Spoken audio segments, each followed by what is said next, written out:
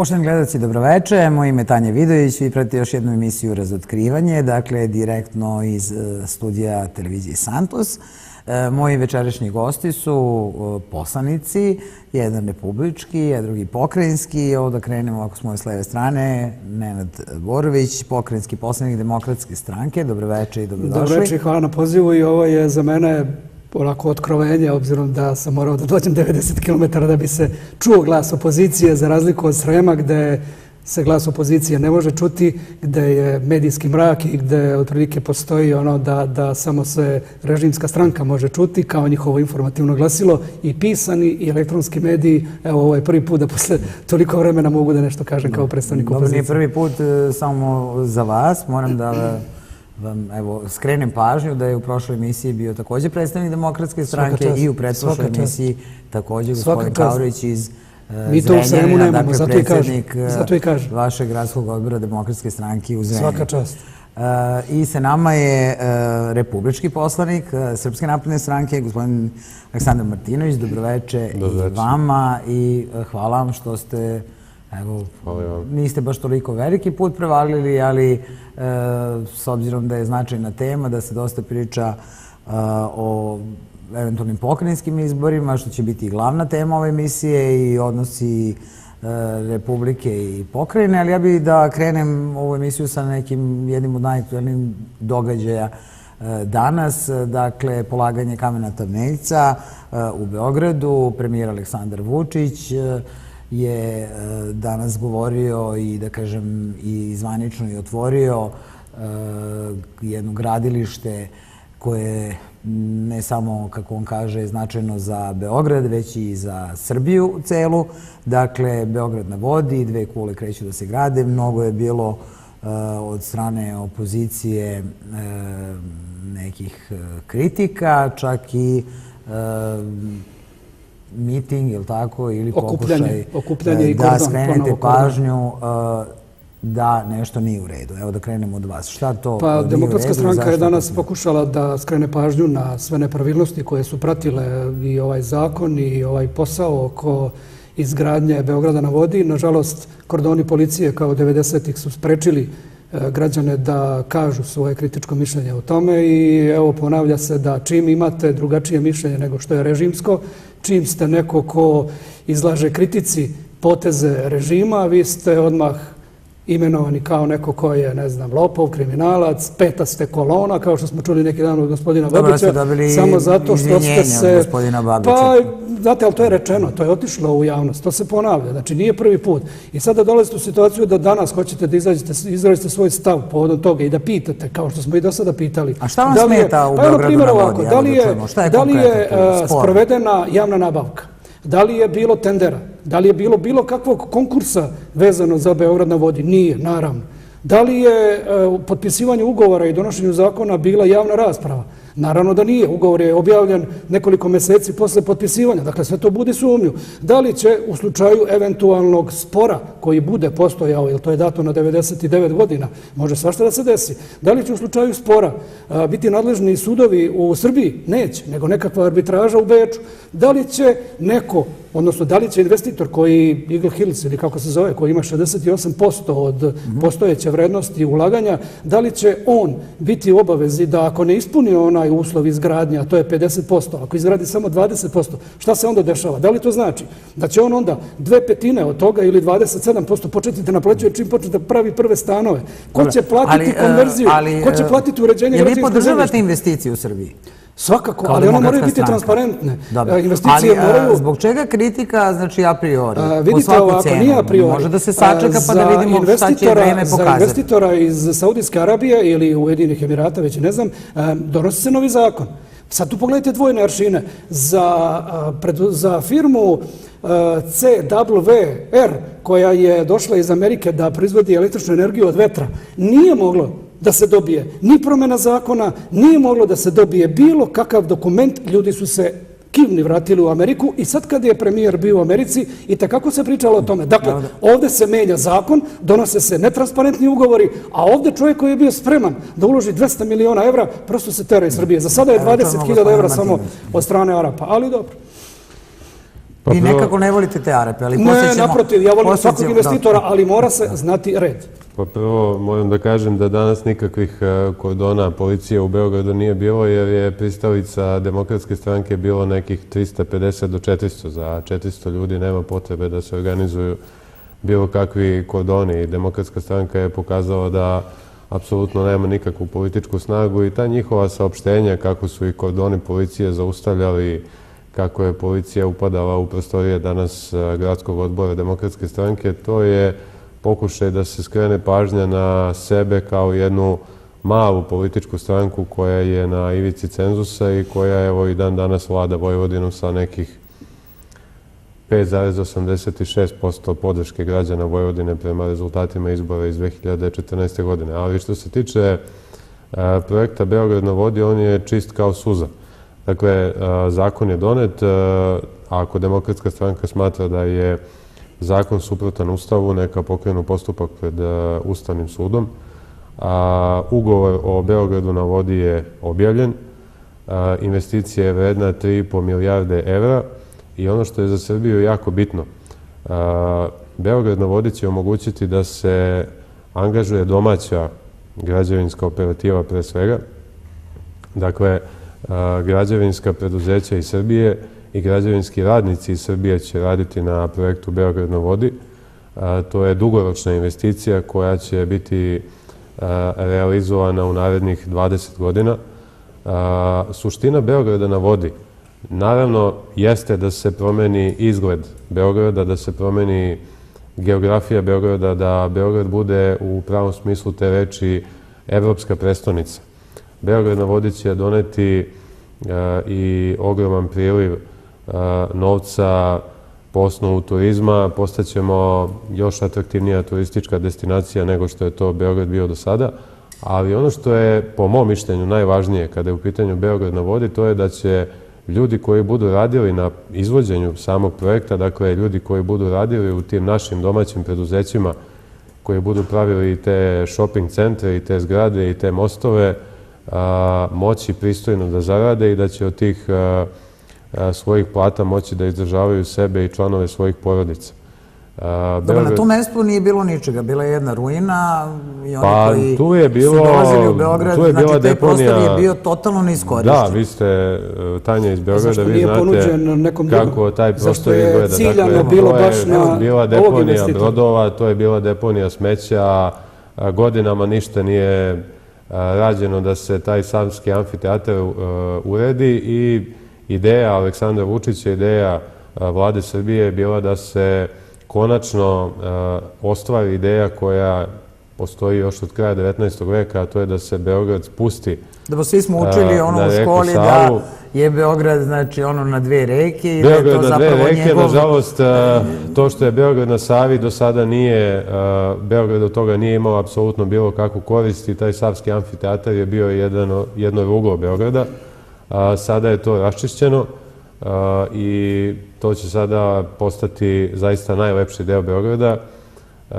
Suština Beograda na vodi, pošto sam slušao i te kritike, nije u tome da gospodin Borović ili ja kupimo stan u Beogradu na vodi. Mi za to para verovatno nećemo imati nikada, ali će se naći ljudi koji će kupovati stanove i u Beogradu na vodi. Ali ono što je, ponavljam još jedan put, mnogo važnije, to je da će radnici iz Srbije raditi na realizaciji ovog projekta i mi ćemo apsolutno moći da uposlimo našu građevinsku operativu. Dakle, ljudi iz Beograda, iz Novog Sada, iz Zrenjanina, iz Leskovca, iz Niša, iz cele Srbije će raditi na ovom projektu, prihodovaće određena sredstva, naša građevinska industrija će konačno dobiti jedan snažan vetar u leđa, jer to podrazumeva ne samo da rade građevinska preduzeća u smislu bagera, kranova, radnika i tako dalje, to podrazumeva i proizvodnju cigle, proizvodnju cepa, raznih cevi, dakle svega onoga što je veliki kompleks u pitanju. Tako je, dakle sve ono što je prateća delatnost uz građevinsku operativu i naravno da će to da donese značajan ekonomski napredak. Što znači više radnih mesta, tako? Što se tiče transparentnosti, gospođo Tanja, gospodin Borović kaže da Nemate iste aršine. Projekat transparentan. Nemate iste aršine. Ugovor o Beogradu na vodi je objavljen. Posle sad ja nekoliko pitam meseci. gospodina Borovića, pošto je on pokrajinski poslanik Demokratske stranke, da li je objavljen jedan ugovor koji je, na primjer, Fond za kapitalna ulaganja Vojvodine zaključio od 2007. godine do 2015. godine? A sumnjivih ugovora koji su netransparentni, koji su protivzakoniti, koji su omogućili sticanje protivpravne dobiti Bojanu Pajtiću, Momčilu Miloviću, raznim funkcionerima Demokratske stranke. Znate neki konkretan projekat koji nije objavljen? Ali mogu ja da kažem šta je sve bilo od projekata pa da vidimo. Evo, pogledajte samo. Koji su potpisivani od strane Fonda za kapitalno ulaganje Vojvodine, a koji nigde nisu objavljeni, gde su oprane ogromne količine novca i taj fond je u stvari služio za predizbornu kampanju Demokratske stranke. Pazite, ovo je manir koji je poznat još dok je gospodin Martinović bio u Srpskoj radikalnoj stranci. Dakle, to je optuži, daj samo nek se nešto kaže, ali to su na neki način argumenti sile. Ajde da pričamo silom argumenta. Dakle, ja kao pokrajinski poslanik tvrdim vam, i to je lako proverljivo, dakle, za ovih nekoliko godina, kada je u pitanju Fond za kapitalno ulaganje, kada je u pitanju Vlada autonomne pokrajine Vojvodine, situacija je sljedeća. Napravljen je najveći, najmoderniji, najsavremeniji hirurški centar, odnosno urgentni centar, ne samo u regionu, možda u celoj Evropi. Dalje, urađeno je 105 zdravstvenih ustanova, od toga 18 kompletno urađenih, 87 renoviranih, od toga 3 u našoj opštini, opštini Ruma, u 3 sela. Tačno se zna u kome Platiče, u Hrtkovci, Stojanovci. Dalje, izvinite molim vas, 108.515 metara, 108.515 metara nasipa, ako za vas nasip nije kapitalna investicija, koja je čuvala, dakle, obale Dunava, Save, Nere, Tise, Tamiša, i od toga više nije bilo poplava u autonomnoj pokrajini Vojvodine. Duž reka, Dunava, Save, Tamiša, Tise i Nere. Dakle, dalje, 289 vodovoda dužine, pa pazite, kada je on pričao, ja sam ćutao, ali pogledajte sada, dakle, 289 lokalnih vodovoda je pušteno u rad, 500 km dužine, između ostalog i u našoj opštini Ruma, u jednom selu koje nije imalo rešen vodovod. Vi sad pričate o infrastrukturi. Pa to su kapitalne ulaganje. Ali ajmo da pričamo, kada ste posljednji put doveli nekog investitora? U Rumu. Ma ne u Rumu, uopšte u pokrajinu. U pokrajinu? Pa čekajte, Ruma nije pokrajina. Pa dobro, evo, kada ste posljednji put doveli nekog važnog investitora i imali ovakav veliki projekat? 2 puta da otvara objekte Rume koje smo mi doveli kao Demokratska stranka. Mi koji smo se trudili, Kalcedonija, koja je otvorena po ko zna koji put, zato što je gospodin Vučić došao da otvori ponovo, i investitor koji je kinesko-danski, koji je došao tu, ugovor potpisao sa opštinom Ruma. Srpska napredna stranka za sve ovo vreme nije dovela nikoga, ali u državi u kojoj se... Dovela je sada, znači, ove Arape što se vama ne sviđaju, ali recite mi vi ovako. Izvinite, šta je tu transparentno, prvo i osnovno? Ko će platiti troškove konverzije? Ko će platiti troškove prevoda građevinskog zemljišta? Ko će platiti ali pričate nešto unapred, sačekajte da vidimo da se to realizuje. Koji ugovor je objavljen od strane Fonda za kapitalno ulaganje? Kapitalno ulaganja u 3 navrata. Ajde kažite mi gde je na sajtu autonomne pokrajine Vojvodine objavljen neki ugovor. Možete otići u Fond za kapitalno ulaganja po dostupnosti informacije, imate pravo, možete tražiti koji god hoćete ugovor. Ali zašto nije javno objavljen ugovor? Kažete nije transparentan ugovor o Beogradu na vodi koji je objavljen na internetu i svako može da ga pročita, a vi mi sad kažete idite u fond pa tražite ugovor. Je došlo u Vojvodinu u roku od 2007. kada je počeo da radi Fond za kapitalno ulaganje do 2013. Dobro, su svi ugovori objavljeni. 307 investitora. Pazite, kada je u pitanju gospodin... Pričat ćemo o tome, naravno. Samo još jednu stvar da kažem. 307 investitora koji su zaposlili 63.000 radnika u Vojvodini. I zahvaljujući svemu tome, 2014. godine, to možete proveriti, Vlada autonomne pokrajine Vojvodine je u Kanu dobila nagradu od strane Financial Timesa koji je objavio da je, samo se vi smijete, da je autonomna pokrajina Vojvodina 4. regija u Evropi po atraktivnosti za ulaganje. Gospodin Martinović, a da li nešto u poslednje vreme mi ne vidimo ta ulaganja što se tiče vaše pokrajinske vlade. Republička vlada, odnosno režim u Beogradu. U zadnje 3 godine nijedan jedini dinar od režima nije došao u pokrajinu na ime namenskih kapitalnih transfera koji su ustavna obaveza Republike Srbije. Od 2000 Evo vam budžet autonomne pokrajine. 2014. Pa nije baš ni Boris Tadić bio da reže. Izvinite, molim vas, 40 milijardi dinara u vremenu od 2007. do 2012. momenta kada je režim Aleksandra Vučića preuzela. Ne, samo vi delujete kao da ste ljubomorni na neku investiciju. Ako se ona pokaže, ja ću vam sada dati... Samo nek se kaže. Ova emisija Razotkrivanje je moja neka stara emisija koju sam prenela ovde da radim, gde sam se recimo bavila, jedna od prvih emisija je bila Razotkrivanje mosta Đilasovog u Beogradu. Tada, recimo, Demokratska stranka isto nije odgovarala na mnoga pitanja i sam gospodin Đilas, kako je tamo ulagano, zbog čega je taj most toliko koštao, a tu cenu plaćaju Beograđani i svi ostali građani Srbije. Mi dan danas nismo dobili odgovore na ta pitanja. Mislim, to bi trebalo Srpska napredna stranka da provjeri. Ali ja vam kažem, vam mogu da se uradi, recimo, još 2-3 mosta. Čisto ovako, mi sad pričamo samo onako ono što je dobro za građane i da vidimo, znači, oni su krajnji korisnici. Ali pogledajte, 3 godine iz budžeta Republike Srbije ni jedan jedini dinar. Otvorit ćemo to. Jedan jedini dinar na ime kapitalnih transfera. Ustavna obaveza Republike. Ja se slažem sa svim što je rekao gospodin Borović. Režim Bojana Pajtića je super, odlično je radio, ali me samo zanima jedna stvar. Pored svih tih silnih investicija, otvorenih navodno radnih mesta, ne navodno, nego 63.000 radnih mesta je otvoreno. Ajde, samo mi objasnite kako je moguće, tako ste sjajno radili, a 2014. godine ste na nivou Vojvodine jedva prešli cenzus. Od 45 opština i gradova u Vojvodini u 19 opština i gradova. A zašto se vi bavite time šta će građani, kako će građani da ocene? Pa građani su to ocenili prošle godine. Izvinite, gospodine Martinović, vi ste bili kandidat na izborima za poslanika, pa niste išli ni u drugi krug. I šta hoćete da kažete, da vas građani... Pa to nije stvar da vas građani vole ili ne vole. Ali bili smo zajedno kandidati, pa nije ušao ni u drugi krug, gospodine Martinović. Moram da znam gospodinu Martinoviću sada reč. Pa isti fond za kapitalno ulaganje je vama kao Srpskoj radikalnoj stranci pomogao. A dobro, pustite se sada Srpske radikalne stranke. Pa gospodine, još uvijek nosilac liste Srpske radikalne stranke u Rumi. Dokle god ne budu lokalni izbori, na njega se vodi lista. On je član Srpske napredne. Njihov poslanik u Skupštini opštine Ruma se vodi kao odbornik Srpske radikalne. Pa gde to ima? To ima samo u Srbiji, nigde više. Dakle, gospodin Martinović je kadar Srpske radikalne stranke. Kadar Srpske radikalne stranke. Ja moram da vas prekinem. Znači, dala sam dosta vremena. Niste gospodine Martinovića prekidali kada je on govorio. Dakle, ako sad ne ostavimo po strani ovaj zabavno-rekreativni deo gospodina Borovića, dakle, činjenica je da je Demokratska stranka doživjela debakl na izborima koji su održani 2014. godine. Ne znam da to tema ove emisije, izbori iz 2014. Dalje, činjenica je da Demokratska stranka beži upravo od tih izbora koji su pred nama.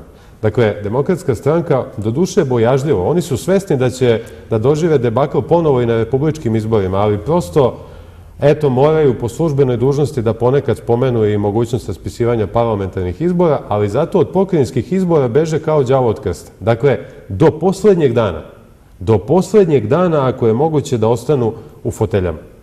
Dakle, ja ne razumem potrebu da neko ko je navodno postigao ovakve sjajne rezultate, neko koga građani Vojvodine vole, obožavaju, koji im je doneo radna mesta, koji je renovirao domove zdravlja, koji je renovirao nasipe, kanale, doveo investitore i tako dalje. Pa zašto se takva stranka i takav čovek vidjet ćemo na izborima za pokrajinu, gospodine Martinoviću, izbori za pokrajinu će biti kada je vreme. Pa vi ste pravi, to je pravno nasilje, gospodine Martinoviću. Da je Srpska napredna stranka napravila takve rezultate kao što je napravio navodno Bojan Pajtić, pa ja bih tražio da izbori budu danas. Ne bih tražio da izbori budu u maju 2016. godine. Naravno da Demokratska stranka ništa nije dobro napravila za građane Vojvodine. Imate silne malverzacije. Od Razvojne banke Vojvodine, u Fondu za kapitalno ulaganje, u Razvojnom fondu Vojvodine. Evo, ja ću da gledam kriminal, bogaćenje, kupovina stanova, tajkuni, tipa Dušan Borovica, Mile Jerković, da ih sad sve ne nabrajam. Dakle, Aleksandar Vulin, finansijeri Demokratske stranke. Dakle, Demokratska stranka i Bojan Pajtić su svesni da izbore pokrajinske ne mogu da dobiju. I to je svima jasno. I zato beže od tih pokrajinskih izbora... Hoćete reći nešto za Razvojnu banku? Ajde čujem šta imate o tome, a ja ću reći šta ja znam o Razvojnoj banci pa da vidimo. Evo, samo nemojte floskule, nemojte govor mržnje. Recite argumentovano. Šta je problem sa Razvojnom? Mogu ja da kažem? Ja mogu ja da kažem za Razvojnu banku? Ja mogu ja da kažem za Razvojnu? Pa pitajte njega. Evo, mogu li ja da kažem?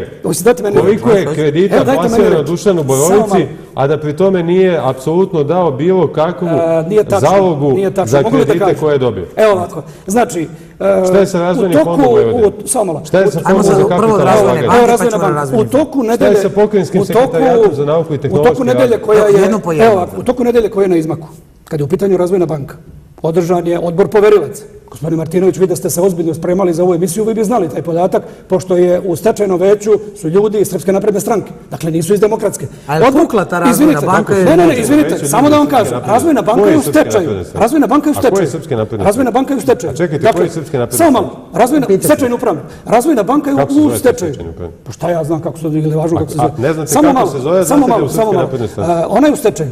Odbor poverilaca je odredio između ostalog sledeće. Do sada je autonomna pokrajina Vojvodine u svom budžetu, koji je ovde i koji znam na pamet, jer stalno govorimo o njemu u Skupštini Vojvodine, do sada prihodovala 2 milijarde dinara na ime potraživanja koje je imala preko Razvojnog fonda Vojvodine. Dalje, još 2 milijarde dinara su u hipotekama koje su pokrivene poljoprivrednim zemljištem. Između ostalog naplaćeno je 184 miliona dinara prodajom poljoprivrednog dobra Aleksa Šantić u istoimenom mestu. Dakle, do kraja 2015. trebalo bi da se naplate kompletne potraživanja. Ali za vama nije nelogično da Razvojna banka ode u stečaj... Samo malo. Ko je nju oterao u stečaj? Ko je nju oterao u stečaj? Režim u Beogradu. Druga stvar, samo malo, druga stvar. Do kraja 2015. godine svi poverioci bit će isplaćeni. 54% od ukupnog broja poverilaca već je isplaćeno. Do kraja godine bit će isplaćeno ostalo. I treća stvar, nakon toga, samo malo, nakon toga, treća stvar koja je bila na odboru poverilaca, ja vam kažem, otvorite sajt pa ćete vidjeti. Treća stvar koja je bitna, to je da će nakon svega, kad se očiste bilansi banke, kad se naplati sve što je bilo, potraživanja, kad se naplate svi dugovi koje su imali prema banci, ostaje čistih 1.758 miliona dinara koje će se na ravne časti podeliti između Republike i pokrajine koji su suosnivači. 70-30%. Evo, pošto se ja to baš najbolje u to ne razumem. Prema tome, ja ne znam šta je tu sporno. Država je namerno ugasila Razvojnu banku. Ali znate šta, ako neko u samom, znači u imenu, kaže Razvojna banka. Tako je. Ona mora da se... razvojem, tako je. Dobro, bavi se razvojem i ona treba da bude, da se razvija i treba da bude... Pa čekajte, zale Aleksa Šantić, poljoprivredno dobro, tajkunska firma, pa tu su radile stotine ljudi. Ne, meni je samo nelogično da je neka Razvojna banka... I došli su u problem sa vraćanjem kredita. Pa šta, zar jedna banka ima problem sa kontaminiranim kreditima? Nemojte, molim vas. Pa šta je bilo sa Privrednom bankom Beograd? Meni je samo nelogično da Razvojna banka, pa to morate da pitate gospodina Dinkića. Tako je, gospodin Dinkić je stavio van snage i stavio ih pod led sve hipoteke koje su bile čiste za autonomnu pokrajinu Vojvodinu. Da su uspeli da ih naplate, kao što je u slučaju Mitrosa koji je prodan, ne bi bilo potrebe da se banka zatvara. O tome se radi. Čisto političko zatvaranje banke. Kad je u pitanju gospodin Borovica, s time završavam. Gospodin Borovica je imao u 2,5 puta, to također možete proveriti na sajtu banke, 2,5 puta veću hipoteku nego što je vrednost kredita. 18% su bile kamate njemu na kredite. Pogledajte koliko su kamate sada. Je li vratio taj kredit? Gospodin Borovica vraća kredit onako kako može. Prodaje se njegova imovina, ali imovine ima. Njegova imovina. Da vam bila. Šta tu meni nije jasno? Evo sada samo zbog gledalaca. Znači ja sam imala jedan kredit, recimo stambeni, nisam mogla to da vratim banci. I šta? Vi ste kriminalac. Jeste vi kriminalac? Ne, znate šta? Čekajte, gospodin Martinović kaže svi koji ne vraćaju kredit, oni su kriminalci. Ja sam prodala stan i vratila sam to banci, izgubila sam neviđeni. Znači, ja sam nešto izgubila, ali ne mogu da razumem što sam jedan običan smrtnik, razumete, ali sam to vratila banci. Kako može neko da uzima nešto i da to ne vrati? Ne, on je garantovao hipotekom koja je 2,5 puta veća od kredita koji je imao. Znači, njemu kad se proda imovina, on će to rešiti. Rešit će banka. I kaže vam, do kraja godine svi poverioci bit će namireni. Znači, nema dilema. A to je moglo i bez toga. Moglo je da nije država držala hipoteke u podledu. O tome se radi. Ajmo to je čisto politička odluka. Nije stvar u tome, dakle, da li će neko vratiti kredit ili ne. Mnogi od njih neće vratiti kredit zato što nemaju odakle da vrate kredit. Prvi nema Dušan Borovica odakle da vrati kredit. Kako čovjeku se uzima imovina 2,5 puta veća nego što je vrednost kredita? Pričate na pamet. Niste se pripremili za emisiju.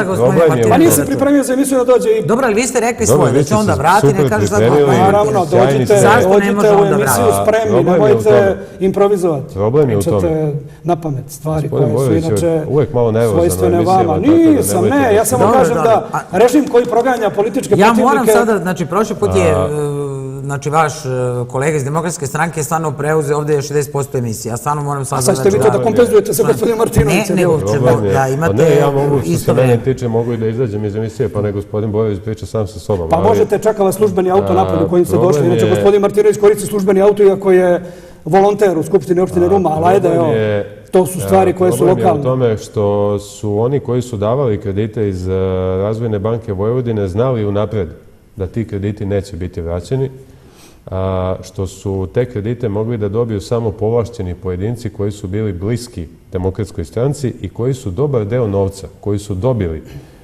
iz Razvojne banke Vojvodine i iz Fonda za kapitalna ulaganja Vojvodine vraćali Demokratskoj stranci. Fond za kapitalna ulaganja nikad nije davao kredite. Pa on nije kreditna ustanova. Kako možete tako pričati? Fond za kapitalna ulaganja nije kreditna ustanova. A davali ste pare, on nije kreditna ustanova. Kreditna ustanova je banka.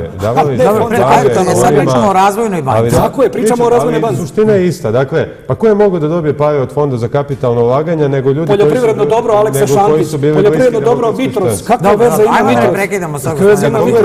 Evo, kad pogledate samo listu i da više ne opterećujemo gledalce sa tim, kad pogledate samo listu firmi i zanatskih radnji koje su dobile novac, na primjer, od Razvojnog fonda Vojvodine, vidjet ćete da tamo ima, na primjer, poslastičarnica, ima kozmetičkih salona. A šta je to sramota raditi u kozmetičkom salonu i sramota imati poslastičarnicu, pekaru? Nije sramota. Vi za vas su investitori samo oni koji imaju 3000 svinja u Rumi i truju grad. To je za vas investicija. A sad pazite, ne valja investicija Beograd na vodi koja košta 3,5 milijarde evra. Ne kažem da ne valja, nije transparentna, gospodine Martinoviću. Ali zato iz Razvojnog fonda Vojvodine treba davati pare kozmetičkim salonima i pekarama. Dobro, ne možemo ovako da upadamo. Pustimo da gospodine Martinoviću da završi. Što se tiče transparentnosti oko Beograda na vodi, da se malo vratimo na jednu od tema emisije. Dakle, gospodin Vučić je kao predsjednik vlade Republike Srbije u Skupštini Srbije obrazlagao predlog zakona. Ugovor o Beogradu na vodi je objavljen na internet stranici grada Beograda i svako može da ga pročita. Zašto nije bio predmet javne rasprave? Objavili ste ga 6 meseci nakon ono što je pitanje Srpske napredne stranke. A zašto nijedan ugovor, na primjer, kad je sve čisto, evo, kod Razvojne banke Vojvodine, kao što kaže gospodin Bojović. Zašto niste dali investitoru iz Amerike da podigne vetropark? Zašto nijedan ugovor iz Razvojne banke Vojvodine? Zašto nijedan ugovor Fonda za kapitalna ulaganja Vojvodine? Zašto nijedan ugovor Razvojnog fonda Vojvodine? Nije nigde objavljen. Ma nije tačno, imate ugovore na sve strane. Opština Ruma je potpisivala ugovore sa njima. Ugovori su javni. Ugovori su na sajtu. Ugovori su dostupni. Ljudi možete otići preko bilo koga uzeti svaki ugovor. Šta je to sporno? Opština Ruma ima svoje primjerke ugovora. A čekajte, je li isto?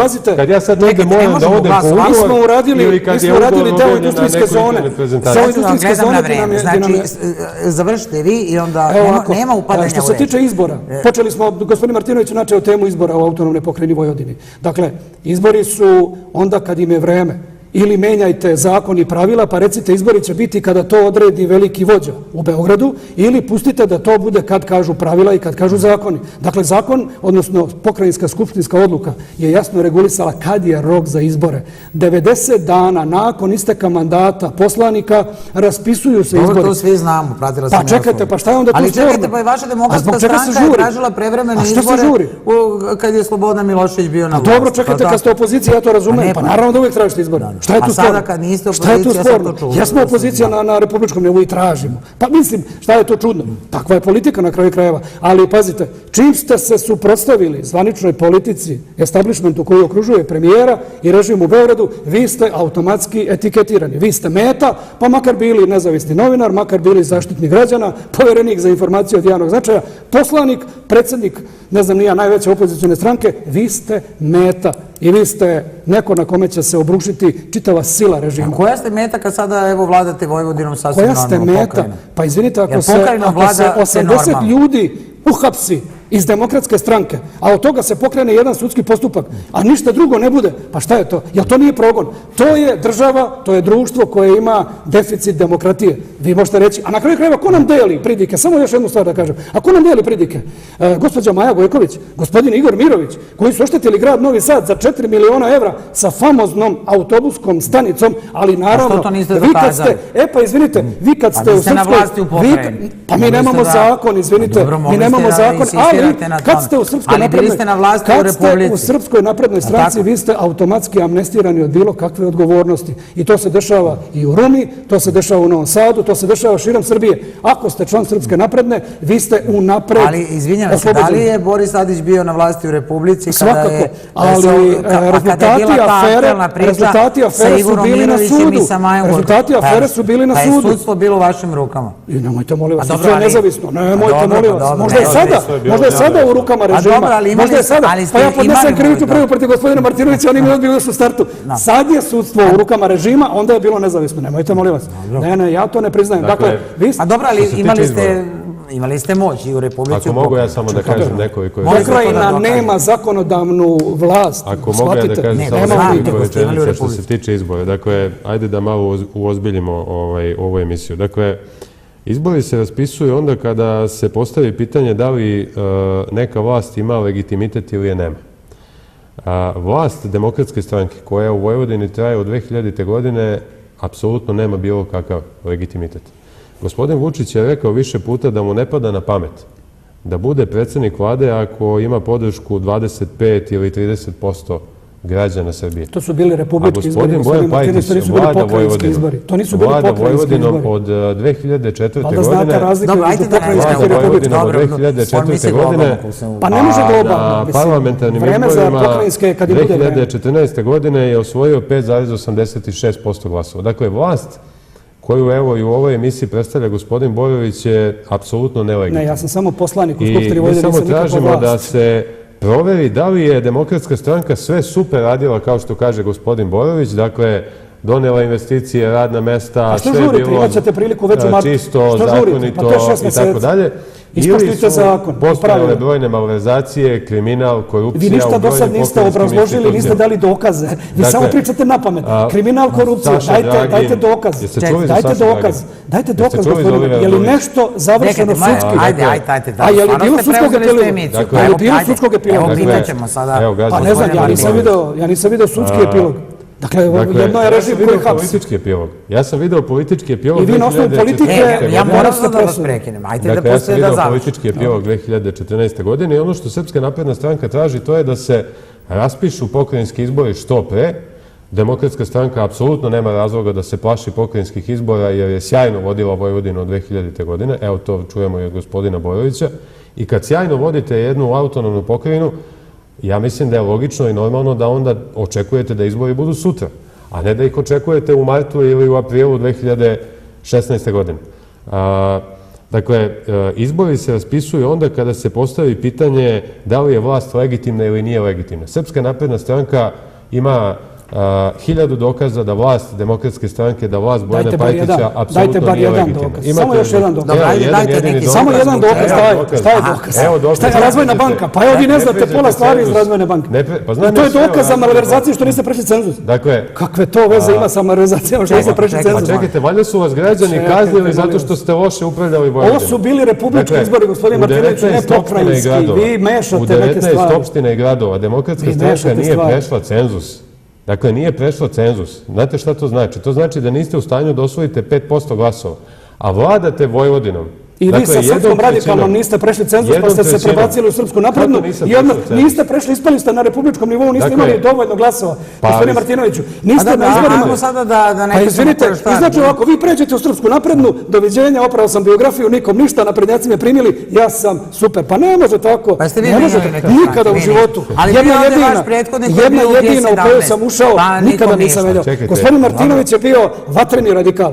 Svojevremeno je čestitao 90. Pa dobro, pa šta, bio pa promenio. I vi to odobravate, i to je normalno, jel? Preletači, znači to je u redu. Ja ne odobravam ništa, ali kako onda možete se složiti sa tim? U ovoj emisiji isto tako sedeo čovek koji je bio u G17. Pa što ga ne kritikujete? Što to ne razotkrijete? A što to ne razotkrijete? Pa čekajte, to je normalno. Što je vaš... Zar je to normalno u Srbiji? Što je gospodin Kaulić iz G17 prešao u DS? Pitajte njega. Ali ne pričamo uopšte o tome. Čekajte, molim vas, gospodin Martinović nije bio običan član Srpske radikalne. Gospodin Martinović je bio prvi čovjek Srpske radikalne i priča o cenzusu i ne pređe cenzus na republičkom nivou. I onda pređe u Srpsku naprednu stranku, opere biografiju, nikom ništa, ja sam uvek bio poštovalac Evrope. Pazite, 2006. gospodin Martinović kaže, gospodin Martinović, izvinite, gospodin Martinović 2006. godine kaže, čestitam dan oslobođenja Srebrenice. 2006. gospodin Martinović sa lokalne televizije kaže, čestitam dan oslobođenja Srebrenice. Šta je to? Pa kad ste lagali, gospodine Martinović, da li 2006. ili 2014. Sad ste lokalni veliki. Pa nemojte, molim vas, nije to dobro. To nije dobro. Pa nije to tema emisije. Ne mogu ja sada tu da ispitujem gospodina Martinovića zašto je on ušao u neku stranku ili ne. Tema emisije izbori 2014. pa bi se onda i pripremio za 2014. Šta ja imam sa izborima iz 2014. Vi pričamo o budućim izborima i pričate o malverzacijama. Šta je to od malverzacija bio? Ja sam vam rekao u Razvojnoj banci Vojvodine kako su stvari stavili. Mnogo mi uzimate, znači nismo sada... Evo, neka gospodin Martinović... Čovjek priča jedno te isto, govor mržnje i samo to, i samo vrti. Ajde, recite nešto konkretno, ako imate. Ako imate nešto konkretno... Ne može od vas, pošto mu non stop upadate. Evo, ja ću pustiti gospodina Bojanića. Pa evo, ja mogu, na primjer, da kažem par stvari u odnosu Pokrajina Republika, jer ovo stvarno što se dešava, ovo je gaženje... Nije završio gospodin Martinović, znači moram njemu sada dam reč. Pa on će opet o izborima 2014. i cenzusu i koliko je ko dobio glasova i da li je 19 lokalnih samouprava prešlo ili nije cenzus. Da, to nema... To nije tema, tek to nije tema. Ono što ja ne razumem kod Demokratske stranke, ono što ja mislim najveći deo građana Srbije ne razume. S jedne strane tražite republičke izbore koji su bili 2014. godine, dakle pre godinu dana, ali zato kao đavo od krsta bežite od pokrajinskih izbora koji su bili 2012. godine. Dakle, ili ste za izbore ili ste protiv izbora. Što se tiče Srpske napredne stranke, izbori na svim nivoima mogu da se raspišu već sutra. I neka građani Srbije, i ja zaista ne vidim u tome šta je sporno. Pa raspisujte. Dakle, raspišite, vi imate moć. Šta je sporno? Da se proveri da li građani Srbije podržavaju Srpsku naprednu stranku, odnosno njenu politiku na nivou Republike Srbije, ili da li građani Srbije podržavaju politiku koju Demokratska stranka vodi na nivou autonomne pokrajine Vojvodine. Dakle, mislim da oko toga nema potrebe da se diže bilo kakva tenzija i da se upotrebljavaju teške reči. Ali građani, kad čuju da će opet biti republički izbori, njima nije dobro. Koga to više zanima? Neka raspišu, ako imaju takvu moć, pa raspišite, šta je problem? Pa očigledno oni bi non stop. I onda se svaki put računa... Ne bi oni, pa vi tražite republički. Čekajte, ako je neko pokrenuo priču republičkih izbora, to je premijer, to je režim u Beogradu. Oni traže izbore. I raspišite izbore, kakav je problem. Ako je neki problem, pa sad čekajte onda mart, pa neka budu svi u isto vreme. Mislim, u čemu je problem? Ako već moraju da budu. Ali vi tražite prevremene republičke. Pa to će biti prevremeno. Ali vi to tražite. Pa ajde neka budu onda u isto vreme. Neka budu tad, kad je u martu mesecu rok za republičke, za lokalne i pokrajinske. Vi tražite da budu prevremeni. Tako je. I to će biti 2 godine onda proba i za njih na republičkom nivou i kraj mandata. Šta je problem da se sačeka još 6 meseci? Ali ajde malo da pričamo o tom odnosu između pokrajine i republike. Baš da vidimo šta to koči. Da čujemo ovaj kraj i da... Pa ajde više nikako kraj. Gospodin Martinović non stop samo o izborima. O 2019. Ajde da pričamo malo o odnosima pričat ćemo, evo, nemojte da upadate i... Bojan Pajtić je, dakle, organizovao miting od nekoliko hiljada ljudi u Beogradu i pre nekoliko dana od nekoliko hiljada ljudi u Nišu sa temom Osvetlimo odnosno a što se vi bavite demokratskom strankom ako smo mi tako minorni? Što vas briga za demokratsku stranku? Pa mi smo za vas minorna stranka. Što se bojite vi demokratske stranke? Zašto se oni boje demokratske stranke ako smo mi tako mali? Pa dobro, da završi, nema smisla stvarno. Ajde i onda ću dobiti. Ono što je licemerno, to je da tražite raspisivanje parlamentarnih izbora, a da istovremeno ne želite da se raspišu pokrajinski izbori. I tražite da do zadnjeg dana Bojan Pajtić, pokrajinski sekretari, direktori pokrajinskih javnih preduzeća ostanu u svojim foteljama do maja meseca 2016. godine. Tad je rok za izbore, gospodine Martinoviću, tad je rok za izbore. A svi smo svesni činjenice da Demokratska stranka više ne uživa bilo kakvu podršku, ozbiljniju podršku građana Vojvodine da vode gospodine Martinoviću, nemojte žuriti. Ajde da vidimo samo taj famozni odnos. Ono što važi u svim evropskim i demokratskim državama. Kad god neka vlast nema legitimitet, ide se na izbore. I mi smo i tokom 90. godina, tih famoznih 90. godina gde navodno nije bilo dovoljno demokratije, nisu se poštovala ljudska prava i tako dalje, pa koliko ste imali prevremenih izbora? E sad, kad je Demokratska stranka na vlasti u Vojvodini i zna da više nikada neće biti u nekom skorijem periodu ponovo na vlasti, nikada u Vojvodini nisu bili prevremeni. Zadnjih 5 krugova izbora nikada nisu u Vojvodini bili prevremeni. Vojvođanski budu uvek kad je vreme. Mi samo tražimo da se proveri da li građani Vojvodine podržavaju politiku. Ne podležu zakonu, nego pokrajinska skupštinska. Samo malo, ne možemo glas. Ako, ok, vi nećete te prevremene. Ma da nećemo, izbori će biti kad im je vreme, to je za 6 meseci, šta je problem? A što ne pustite Republičku isto... Pa ko im brani?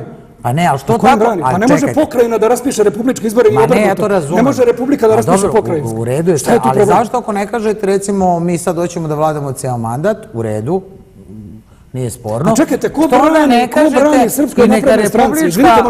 Izvinite, prekinuli ste me kad sam vam rekao kad su izbori u Vojvodini. Između ostalog, da bi se izbori održali, vlada autonomne pokrajine Vojvodine treba da izgubi podršku u Skupštini autonomne pokrajine Vojvodine. Nas iz Demokratske stranke ima 49.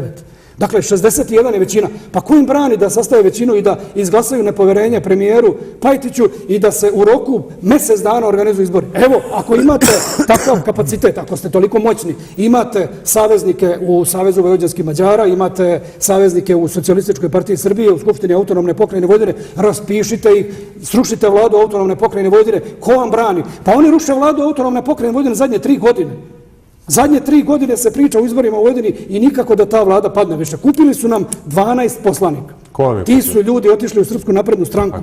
Srpska napredna stranka, naravno. Čime? Pa, na primjer, ljudima se pripreti krivičnom prijavom, on pređe u Srpsku naprednu stranku, automatski ste amnestirani od bilo kakve krivice. Pa imali su takav slučaj u Vrbasu, gdje je direktor bolnice bio stavljen na sud srama, samo da bi prešao. I onda kaže, ja sam osjetio da će... A šta je sa onom gospođom Nadom Bodrožić, koja je u poslednji dan odakle iz Nove Srbije prešla u Demokratsku stranku? Zašto da ne u tom slučaju? U pitanju su stvari koje su izuzetno opasne. Zato što je Bojan Pajtić zbog svoje vlasti na dan kada je trebalo da se glasa o izboru, to jest o rekonstrukciji pokrajinske vlade. Nemojte slučaj njene čerke, nemojte, molim vas, to je sudski proces koji se vodi, u kome ima i tekako elemenata politike. Nemojte, molim vas. Je li ta gospođa prešla u Demokratsku stranku? Ne, izvinite, molim vas. Prešla u Demokratsku stranku? Kada govorimo o odnosu... Ne možemo da glas, gospođa je prešla u Demokratsku stranku da bi se izglasala rekonstrukcija. Ne možemo, ne čujete se uopšte, moramo jedan po jedan. Ne čujete se, jedni drugi. Džaba to. Pomenete neko ko je kupljen od strane Demokratske stranke. Ajde sad, vi ste to rekli, neka završi on, ako želi da kaže... Ja govorim o odnosu pokrajina Republika. Ali ste sad se prozvali, znači da ste kupili poslanike. Čekajte, je li žena prešla na dan izbora, to jest rekonstrukcije pokrajinske vlade u Demokratsku stranku? Javno je tajna da je 50.000 evra nuđeno poslanicima u Skupštini. Pa čekajte, je li to istina ili nije istina? Ajde da... Ne čujete se, nije istina. Kakva istina? Ne čuje se niko. Žena je glasala, dakle, za rekonstruisanu vladu Bojana Pajtića na dan kada je zakazano glasanje. Vi ćete iz opozicije na republičkom nivou da uzimate nekoga ko je deo vlasti. Pa to nema nigde. Bilo vam je potrebno da sačuvate vlast u Vojvodini. Zato ste to uradili. Da li ste kupovali poslanike i što niste kupili onda sve poslanike? Samo da pitam. Pa čekajte. Što niste onda kupili sve te pa da možete da raspišete? Ljudima se pretilo. Gospođo Tanja. Kako su prekomponovane vlasti u lokalnim samoupravama inače? Kako su prekomponovane vlasti? Evo, na primjer, kako je u Rumi prekomponovana vlast? Pa evo, kako ste 2008. godine kupili vlast? Kako ste vi 2013. prekomponovali vlast u Rumu? Kako ste je prekomponovali? Čekajte da odgovori. Evo, baš me zanima što niste kako je kupili ništa. prekomponovana vlast, recimo, u Irigu? Zašto je brat Aleksandra Vučića dolazio tamo da preti u crnim džipovima? Bože moj, u Irigu. Pričate gluposti, gospodine Bojoviću, iznosite neistine. Da se vređamo, ako ćemo da se vređamo, izvinite molim vas, ako ćemo da se vređamo, evo pogledajte na primjer... Dobro, ali ne mogu da vas pustim da pričate mi kroz celu emisiju, razumete? Pogledajte ovo, evo stavite u kadar. Znači, gospodin Martinović priča o poštenju, članovi njegove porodice voze se službenim automobilom opštine Ruma. Jesu ovo moja deca? Izvinite, molim vas. On mi priča o poštenju, on poteže priču o moralu. Pa šta se ovo dešava? Ovo je službeni auto opštine Ruma, kojim on i večeras došao. Opština Ruma kupi novi automobil u doba štednje, fiskalne stabilizacije. Uzeli ste mi cijelu emisiju, nema smisla. Nisam, nije tačno. Gospodin Martinović 25 minuta pričao samo o izborima 2000. Ja morate da prekinete čujem odgovor. Znači, prvo za kupovinu poslanika u Novosadskom. Ovo je druga polovina za njegovu suprugu, da, kad se ona vozi. Odgovorit će oni za... Pazite, nikad niko u Skupštini opštine Ruma nije koristio službeni automobil. Dobro, čuli smo to, odgovorit će na pitanje, evo u redu. Ajde, neka odgovori na pitanje zašto prvo vozi, mora da odgovori, znači vozi. vezano za ove republičke poslanike u pokrajinskom parlamentu. Ne, nisu republički poslanici u pokrajinskom, nego su pokrajinski poslanici. Pokrajinski, dobro, napravila sam lapsus. Možete malo se smiriti, molim vas. Ja sam miran. Pa znamo vas to puskačete. Potpuno relaksiran. Pa znamo da mi izađemo sad svi da ostanete sami. Ovo je, posle 2 godine su me pustili da pričam nešto kao predstavnik opozicije. U Rumi ne može se čuje glas nekog iz opozicije. Molim vas, gospodin Martinović, neka odgovori. Prvo neka kaže zašto koristi službeni auto za privatne svrhe, pa ćemo da sve ostalo. A priča tu o moralu i poštenju. Pa nema moralnijeg i poštenijeg čoveka od vas, gospodine Bojoviću. Ja nikad nisam koristio službeni auto za prevoz članova porodice, pa ako je to moral, onda i ja sam. Dobro, neka odgovori. Ja nemam taj običaj i mislim da je prosto nije viteški. Ja sam to vama govorio otvoreno i na skupštinama opštine, pa mi oduzmete reč, a sad ne možete da mi oduzmete reč, jer sam gost u emisiji. Pa dobro, ja mogu da mu oduzmem reč, znači sad stvarno nema smisla neka čovjek. Pa ali kako kad vi na to pričate? Ne morate da oduzimate reč, ne radi se o tome. Ja sam navikao da me prozivaju u medijima, da prozivaju mene, članove moje porodice. To je manir Demokratske stranke i na kraju krajeva nemojte samo službeni vozilo koristiti za privatne svrhe i sve će biti... To je praksa u Srbiji na koju sam ja navikao. E sad, nešto što je mnogo ozbiljnija tema. Da je Srpska napredna stranka zaista, kako kaže gospodin Bojović, kupovala poslanike Demokratske stranke. 50.000 € je bila cena. Pa zamislite da bi se mi zaustavili na određenom broju poslanika, a svi unapred znamo da nam taj broj poslanika nije dovoljan da bi preuzeli vlast. Pa ako smo kupovali poslanike, onda smo mogli da kupimo još 5 ili 10 poslanika i da preuzmemo vlast u Vojvodini bez izbora. Ali suština poslanika koji imaju čast i moral. Suština politike Srpske napredne stranke jeste da kupe, da zaplaše, da uhapse, da privedu, da batinaju, to je vaš razlog. Mi tražimo izbore. Dakle, mi tražimo izbore, ništa drugo.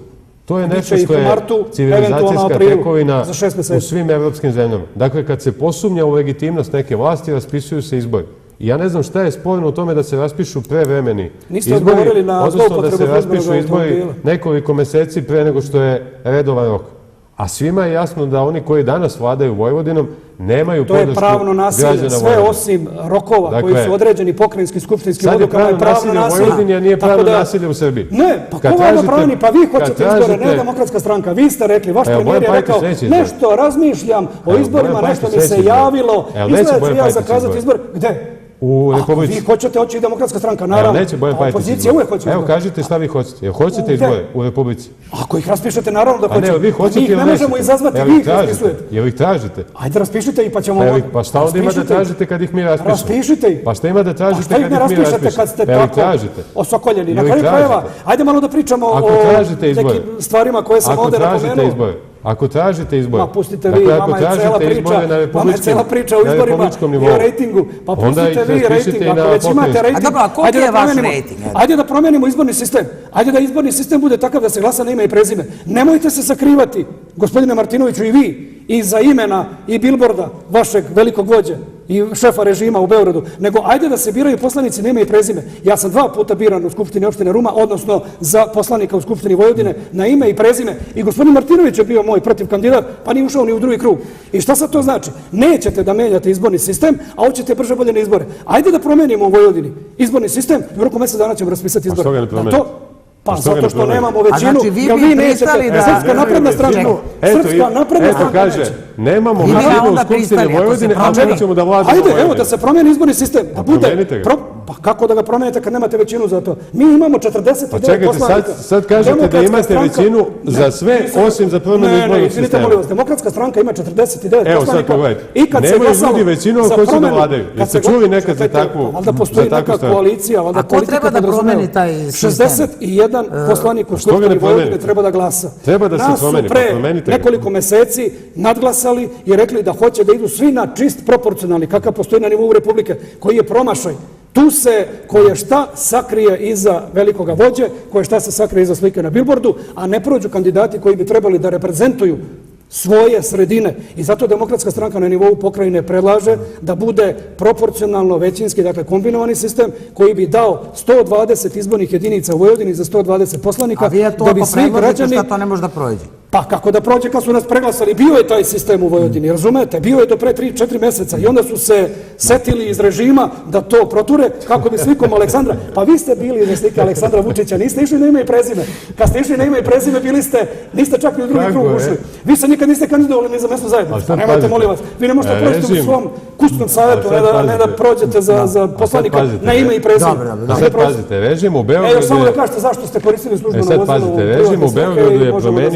režim u Beogradu je promenio izborni sistem u Vojvodini. Ja, evo, verujte mi, do večeras za tu činjenicu nisam dao. Zašto vaši poslanici nisu podržali taj sistem da se ide na ime i prezime? Zbog čega beže od toga?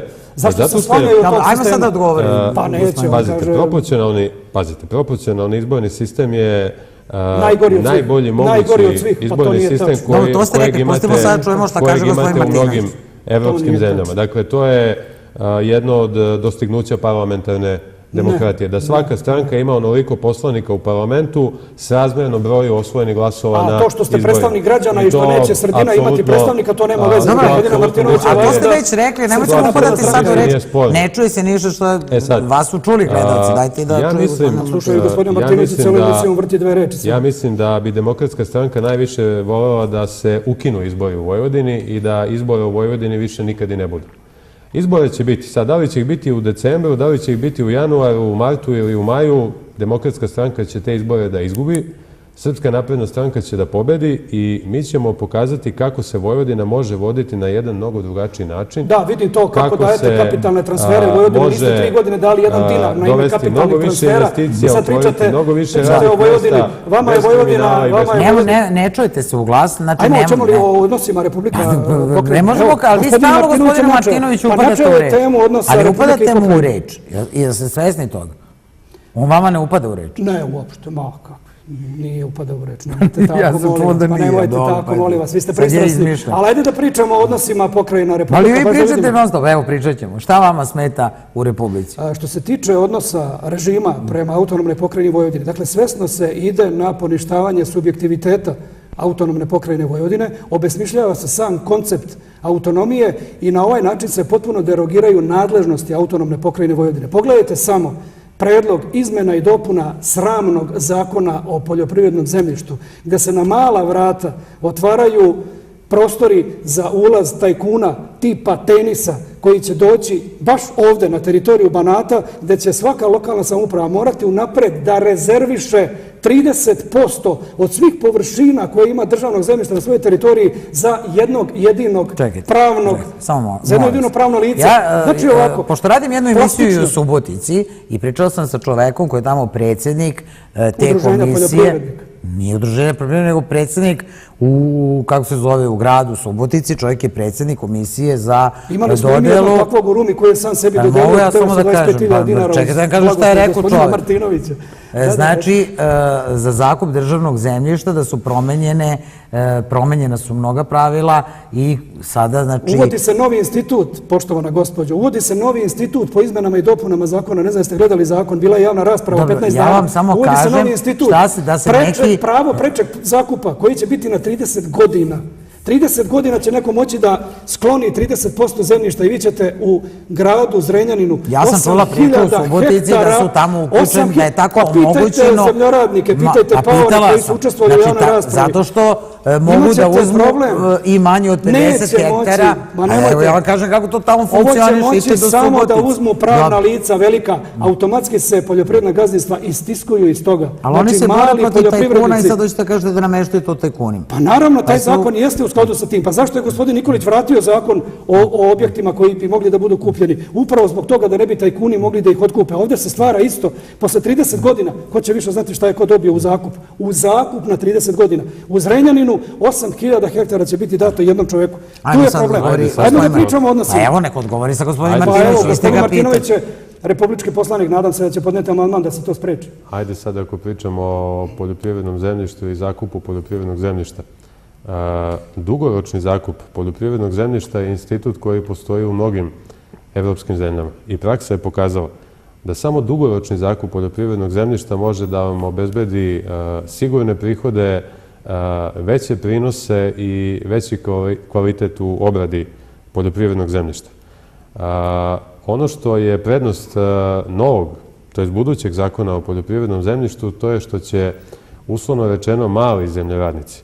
Dakle, to su zemljoradnici koji su do sada licitirali 20, 30, 50 hektara zemljišta biti zaštićeni. Dakle, bit će im omogućeno da izlicitiraju i da dobiju onoliko zemljišta koliko im je dovoljno da zarade, pristojno da zarade i da od te svoje zarade da izdržavaju članove svojih porodica. Ali, sa druge strane, srpska poljoprivreda, da bi mogla da postane konkurentna sa evropskom, da bi mogla da postane konkurentna sa svetskom, nama su potrebni veliki, ne usitnjeni, nego veliki zemljišni posedi.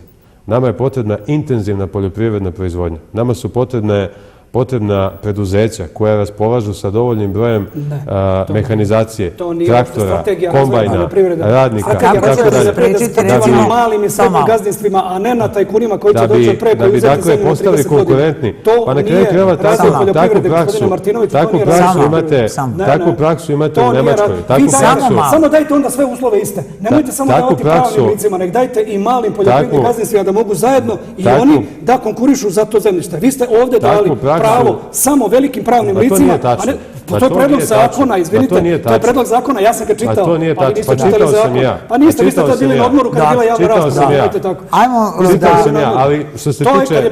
Samo nek završi, hoće li ti tajkuni stvarno da uzimaju to zemlje? Naravno da hoćete, pitajte svako Pa čekajte da odgovori. Pa prva vlada koja je pokrenula ozbiljnu borbu protiv tajkuna, koja je pokrenula krivične postupke protiv tajkuna, je vlada Aleksandra Vučića. A šta je sa tenisom? Šta je bilo do 2012. godine?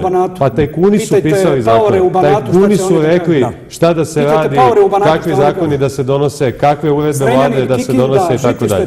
Dakle, od 2012. godine vodi se bespoštedna borba protiv tajkuna, protiv kriminala, protiv korupcije. Selektivno. Vi imate svoje tajkune protiv njih. Ko je smeo da pomisli, na primjer, u vreme Demokratske stranke, ko je mogao da pomisli u vreme Demokratske stranke da se, na primjer, pokrene postupak protiv jednog Miroslava Miškovića? Niko nije smeo da ga pita šta radi, a ne da se protiv njega pokrene krivični postupak. Pri tome ja uopšte ne želim da prejudiciram da li je gospodin Mišković kriv ili nije kriv, ali hoću da vam kažem, vlast koju vodi Srpska napredna stranka pokazala je da ima hrabrosti da dirne u to osinje gnezdo tajkunsko i da omogući sudu da kaže da li su ti ljudi zaista pošteno poslovali ili ne. E sad, ono što voli Demokratsku stranku, to je što među ljudima protiv kojih se vodi krivični postupak ima i njihovih visokih funkcionera, poput Olivera Radulovića, poput Saše Dragina, poput Borislava Novakovića. Policija češlja mnoge papire u Fondu za kapitalna ulaganja, u Fondu za razvoj Vojvodine. Dakle, tu će tek vreme da pokaže da li je sve bilo čisto ili nije bilo čisto. Dakle, imam, nažalost, mnogo kriminala i mnogo korupcije i u Srbiji i u Vojvodini od 2000. godine. To je govor mržnje od strane radikala u Srpskoj naprednoj stranci, ali morate znati jednu stvar. Da bi se utvrdila istina, morate imati argumente. A izvinite, istina jeste možda i bolna i teška. I ona je i opšta, a i ona pripada svima nama. I ja bih volio da se najzad utvrdi istina. A ste vi protiv tih tajkuna? Što sada... Izvinite, molim vas, neka se samo daju uslovi da i mali seljak i malo poljoprivredno gazdinstvo može pod istim uslovima da konkuriše kao i tenis koji dolazi ovdje da bi uzeo 50.000 hektara zemlje. O tome se radi. Pustite tržišnu utakmicu. Zašto to niste pustili u Beogradu na vodi? Zašto ne puštate to kada je u pitanju poljoprivredno zemljište? O tome se radi. Ko šta ima protiv ulaganja? Neka dođu i neka ulažu. Ali uslovi moraju da budu. A čekajte kako taj tenis, može da radi... Pa da, ali kako taj tenis radi pod istim uslovima u Nemačkoj, u Austriji, ali kad treba po tim istim uslovima da radi u Srbiji, onda to nije dobro. Samo dajte iste uslove i za njega i za mala poljoprivredna gazdinstva. Nikakav problem nije. Evo, pričamo o Beogradu na vodi. Vi dajete samo jednom investitoru. Pričamo o Beogradu na vodi. Samo jedno pravno lice moći će da uzme. Posluje u Saudijskoj Arabiji, posluje u Ujedinjenim Arapskim Emiratima, posluje u Egiptu, posluje širom sveta. Sad kad dođe u Srbiji, onda nam ne možemo investitori iz Ujedinjenih Arapskih Emirata. Morate raditi po pravilima koje važe u Srbiji. Ako je u Srbiji zakon... Ne možete da pričate u glas, molim vas. Kraj emisije znači ne vredi ništa, vas ne razumiju. Ako je do sada zakon bio da su i poljoprivrednici i mala gazdinstva mogli da imaju. Pa zašto se onda sada namešta samo za jednog čoveka? Nije tačno. Pa je tačno, kako nije, pa pitajte Paore, pa će vam oni reći. Saslušajte ljude na javnim raspravama, niste ni bili ni na javnoj raspravi. Otkud vi znate gde sam bio, gde nisam bio? Pa bili ste tam na moru, javna rasprava je bila između kraja jula i prve polovine avgusta, ja sam bio u bio vaš premijer Bojan Pajtić koji je letovao mesec dana u Opatiji. Valjda je čovjek zaslužio da ide na more posle toliko godina rada, a ne vaš premijer koji je prvo radno mesto dobio u 42. godini kao predsjednik vlade. Nemojte, molim vas, gospodin Pajtić je profesor, vaš kolega na pravnom fakultetu, pa valjda je čovjek zaslužio svojim radom da od svoje plate sebi plati letovanje. A gospodin Vučić koji je prvi put dobio radno mesto u vladi Republike Srbije, sad se seti u 42. Idem nešto da radim. Pa nemojte tako, gospodine Martinoviću, niste u pravu. Demokratska stranka vodi politiku plašenja investitora. Nikada. To nije tačno. U Rumi je došlo 7 investitora. Dok je gospodin Martinović bio radikal, Ruma nije imala ni jednu investiciju. Možete vi samo, molim vas, da budete parlamentarni. Gospodin Martinović se smeje, ali... Pa znamo li non-stop uskačete u reči, ne čujete se i onda... Gospodin Vučić je otvarao objekte koje je Demokratska stranka otvorila, tako da nemojte pričati neistine. Znači, vi imate sada... Jer može samo gospodin Martinović kaže jednu rečenicu, vi jednu i da završamo ovu emisiju, da ne bude uglas. Demokratska stranka pokušava da plaši investitore. Na svu sreću, mali su, slabi su, neće ih narod i ta politika plašenja investitora ih jednostavno im neće poći za rukom. Srbija je pokazala da može da privuče strane investicije i domaće i strane i da otvori nova radna mesta i kao što vidite uspeli smo da konsolidujemo i javne finansije, to nam priznaje i Međunarodni monetarni fond, to nam priznaje i Svetska banka, milijardi evra zaduženja to nam priznaje i Angela Merkel, to nam priznaju svi. Na kraju krajeva Srbija se dobro snašla i to moram da kažem, to je aktuelna tema o kojoj večeras nismo mogli da javni dug je za 8,5 milijardi. Ja mogu ja da kažem? Srbija se veoma dobro snašla i u ovoj migratskoj krizi i kao što vidite dobijamo pohvale od celog sveta i od cele Evrope na način kako smo primili te ljude, kako se o njima brinemo i kako im obezbeđujemo bezbedan tranzit ka onim zemljama gde ti ljudi žele da odu. Mislim da je to također jedan važan uspeh Vlade Republike Srbije, kao što je važan uspeh Vlade Republike Srbije i to što je na kraju krajeva Hrvatska priznala da je pogrešila i što su odblokirani granični prelazi. Na čijoj ste strani bili u ovom slučaju Hrvatska? Kada u pitanju javni dug, gospodin Martinović je pomenuo javni dug i stabilnost javnih financija. Samo jednu stvar da kažem, od momenta kad je režim u Beogradu Aleksandra Vučića preuzeo vlast u Srbiji 31. jula 2012. godine javni dug Republike Srbije iznosio je 15,5 milijardi evra. Sada iznosi 24 milijarde 26 miliona i 900 hiljada evra. 8 milijardi 557 miliona evra je porastao javni dug. To znači da je za 2 milijarde 852 miliona evra rastao godišnje ili 88,7 evra u sekundi je rastao dug za vreme režima Aleksandra Vučića. I sada vi pričate o stabilnosti javnih financija. Što se tiče vašeg pitanja... Ali ne priča on, priča MMF. Jer MMF dođe ovdje i kaže svaka čast. Pa neće MMF da deli plate u Srbiji. Izvinite, od momenta kada je MMF počeo da komanduje Srbijom, penzije i plate pale su za 10%, penzije su otišle negdje i čak 22%, nema više kapitalnih ulaganja, nema ulaganja u zdravstvo. Šta će se desiti? Smanjit će broj zaposlenih, pre svega u zdravstvu. Jel dobijaju oni pohvale od Evropske unije ili ne? O čemu, izvinite? O svemu. Pa čekajte, ali Demokratska stranka nije dobijala pohvale, isto tako. Šta je problem? Pa zar nama Evropska unija treba da uređuje dvorište? Izvinite, 8,5 milijardi evra je porastao radni dug. Pa jeste vi protiv ili za Evropske unije? Naravno da sam protiv povećanja javnog duga. Na čiji ste strani bili sad u ovom sporu između Hrvatske i Srbije? Između Hrvatske i Srbije? Pa naravno da sam za Srbiju, Bože gospode, šta vi mene pitate? Pa šta ste vi istraga, pa da pitate na čiji sam strani bio? U mojoj državi. Pa ne sad ovo oko migranata. Ja sam na strani države, na strani sam ljudi i građana. I ako ti građani traže da im se omoguće isti uslovi za participiranje kada je u pitanju državno poljoprivredno zemljište, zašto im ne omoguće? Ma ja pričam za migrante, za ovo što je bilo sa Milanovićem i gospodinom Vučićem. Pa naravno da sam za Srbiju, mislim, kako vam je to i pitanje. Dobro, pitamo sam. Ne znam, vidjet ćemo kada će biti ti izbori, možemo se vidjeti još koji put. Dobro. Važi. Vi ste tu Što se tiče Srpske napredne stranke, izbori mogu da budu sutra i na njima će pobediti. Promenite izborni sistem i bit će... Hoćete vi pobediti ovdje u Vojvodini? Ja sam siguran da će Demokratska stranka imati dobar rezultat, pogotovo ako budu izbori na ime i prezime. Ja sam siguran da imamo mnogo bolje kandidate koji za sebe imaju biografije, za razliku od gospode koji su menjali stranke pa sebi udešavaju kako i kad odgovara peru biografije. Mislim da Demokratska stranka neće imati problem kad su u pitanju izbori, ako pogotovo se promeni izborni sistem. Dobro. Hvala vam što ste bili večeras na gosti. Hvala vama na pozivu. Eto, vidjet ćemo šta će biti i kako će biti. Izbori su u svakom slučaju zasigurno u nekom trenutku, da tako kažem. Poštovani gledalci, pratili ste još jednu emisiju Razotkrivanje. Mi se vidimo ponovo sledeće nedelje, tačno u 20 časova, dakle u istom terminu. Prijatno večer.